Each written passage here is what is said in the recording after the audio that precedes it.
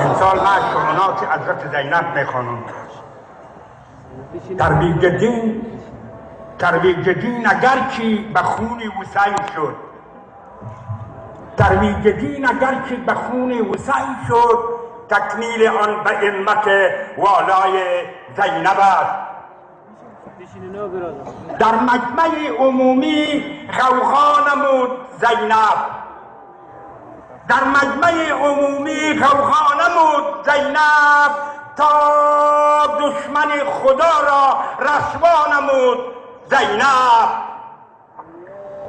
دیباچه قیامی سالار کربلا را تکمیل کرد و آنگه امضا نمود زینب.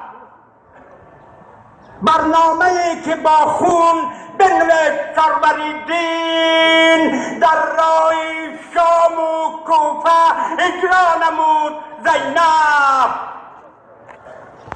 از نطق آتشینش در مجلس رقیبان یک محشر عجیبی برپا نمود زینب.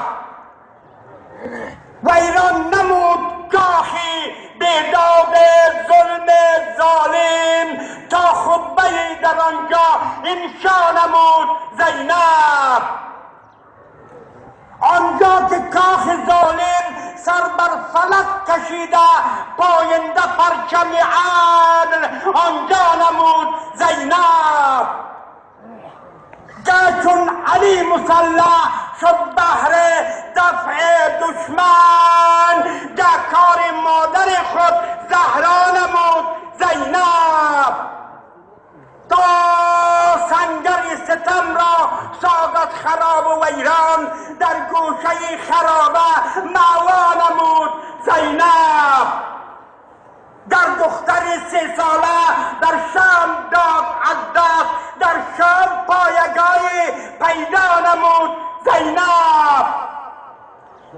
ای مرد بر ستمگر، ای مردباد ظالم، ای مرد بر ستمگر، ای مردباد ظالم. این جمله را شعارش تنها نمود زینب.